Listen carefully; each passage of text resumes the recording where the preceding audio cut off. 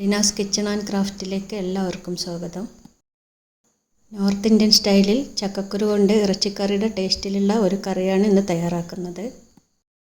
ഈ കറി ചോറിൻ്റെ കൂടെയും ചപ്പാത്തിയുടെ കൂടെയൊക്കെ കഴിക്കാൻ നല്ല ടേസ്റ്റാണ്. ഇത് എങ്ങനെയാണ് തയ്യാറാക്കുന്നതെന്ന് നോക്കാം. ഈ കറി തയ്യാറാക്കാൻ വേണ്ടി ചക്കക്കുരു തോല് കളഞ്ഞ് നടുകെ മുറിച്ച് കഴുകി വൃത്തിയാക്കി എടുത്തിട്ടുണ്ട്. ഇനി മസാല തയ്യാറാക്കാൻ വേണ്ടി 1/2 ടീസ്പൂൺ വലിയ ജീരകം, 1/2 ടീസ്പൂൺ ചെറിയ ജീരകം, 1/4 ടീസ്പൂൺ കുരുമുളക്, 1-2 ഗ്രാമ്പു, ഒരു ചെറിയ കഷ്ണം കറുവാപ്പട്ട, 2 ടേബിൾ സ്പൂൺ ഉണക്കമല്ലി,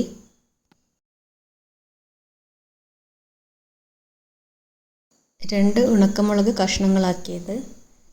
മുളക് നിങ്ങളുടെ ആവശ്യത്തിനനുസരിച്ച് കൂട്ടുകയോ കുറയ്ക്കുകയോ ചെയ്യാം. ഇത്രയും ഇൻഗ്രീഡിയൻസ് വെള്ളം ചേർക്കാതെ പൊടിച്ചെടുക്കണം. ഇനി ഈ പൊടിച്ചെടുത്ത മസാലയിലേക്ക് ഒരു കഷ്ണം ഇഞ്ചി കഷ്ണങ്ങളാക്കിയത്,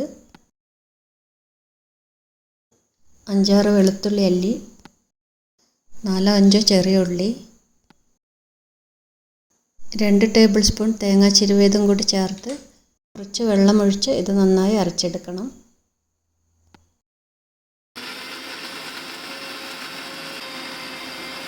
ഇനി ഈ അരച്ചെടുത്ത മസാല സൈഡിലേക്ക് മാറ്റി വെക്കാം.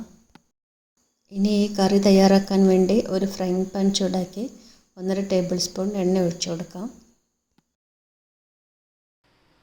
ഇതിലേക്ക് ഒരു സവാള ചെറുതാക്കി മുറിച്ചത് ചേർക്കാം.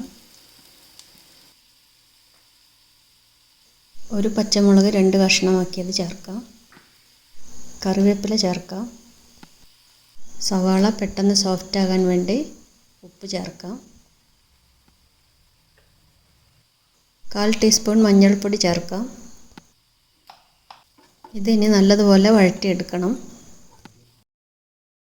സവാള സോഫ്റ്റ് ആയിട്ടുണ്ട്. ഇനി ഇതിലേക്ക് ഒരു തക്കാളി ചെറുതാക്കി മുറിച്ചത് ചേർത്ത് കൊടുക്കാം.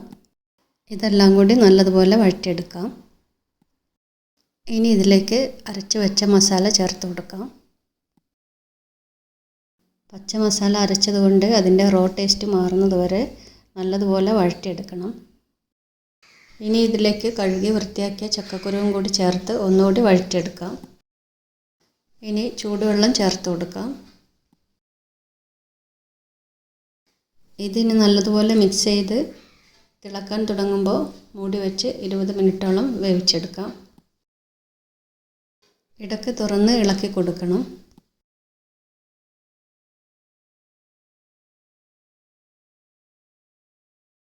വീണ്ടും അടച്ചു വെച്ച് ഇത് വേവിച്ചെടുക്കാം. ഇപ്പോൾ ഏകദേശം 20 മിനിറ്റ് ആയിട്ടുണ്ട്.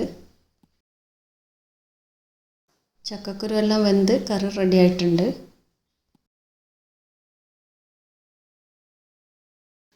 ഇനി ഗ്യാസ് ഓഫ് ചെയ്തതിന് ശേഷം ഇതിലേക്ക് 1 ടേബിൾ സ്പൂൺ മല്ലിച്ചപ്പ് അരിഞ്ഞത് ചേർക്കാം. ഇത് നല്ലതുപോലെ മിക്സ് ചെയ്ത് കൊടുക്കാം. ഇനി ഇതിലേക്ക് കസൂരി മേത്തി ചേർക്കാം. ഇത് കൈകൊണ്ടൊന്ന് പൊടിച്ചിട്ട് വേണം ചേർക്കാൻ.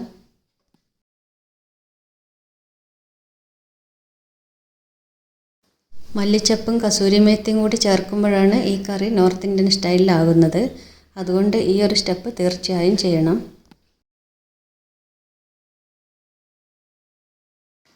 നല്ല ടേസ്റ്റിയായ ഈ ഒരു കറി ചോറിൻ്റെ കൂടെയോ ചപ്പാത്തിയുടെ കൂടെയോ ഒക്കെ സെർവ് ചെയ്യാൻ പറ്റും. ഞങ്ങളുടെ ഇന്നത്തെ ഈ റെസിപ്പി നിങ്ങൾക്ക് ഇഷ്ടമായെങ്കിൽ ഞങ്ങളുടെ ചാനൽ സബ്സ്ക്രൈബ് ചെയ്യുക, ലൈക്ക് ചെയ്യുക, ഷെയർ ചെയ്യുക. സബ്സ്ക്രൈബ് ചെയ്യുമ്പോൾ ബെല്ലൈക്കൺ കൂടി പ്രസ് ചെയ്ത് ഓൾ എന്ന ഓപ്ഷൻ കൂടി എനേബിൾ ചെയ്യണം. എങ്കിൽ മാത്രമേ ഞങ്ങളുടെ പുതിയ വീഡിയോയുടെ നോട്ടിഫിക്കേഷൻ നിങ്ങൾക്ക് ലഭിക്കുകയുള്ളൂ.